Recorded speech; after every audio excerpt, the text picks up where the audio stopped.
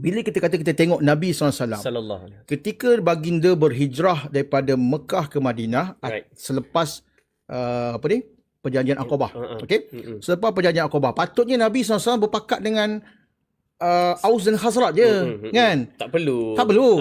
Yang Menyatukan antara Muhajirin dan dengan Ansar, Ansar. dah cukup dah. Mm-mm. Tapi kenapa perlu ada Sahifah Madinah tu? Mm-mm. Kenapa Nabi SAW berdakwah pada orang Yahudi? Mm. Sebelum tu dengan Quraisy, musyrikin Quraisy, dia dakwah 13 tahun, tak banyak yang kejayaan yang dicapai, Ya. terpaksa hijrah dan bagi dia berdepan pula dengan Yahudi. Dia tidak tahu ke Yahudi ni akan khianat dia. Mm-mm. Saya percaya Nabi SAW tahu. Tahu Rasulullah bijak. Dia tahu apa sifat Yahudi. Ya. Okey? Tetapi kenapa dia buat juga perjanjian?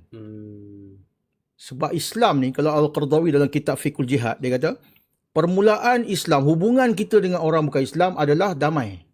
Dalam keadaan damai itu kita boleh dakwah.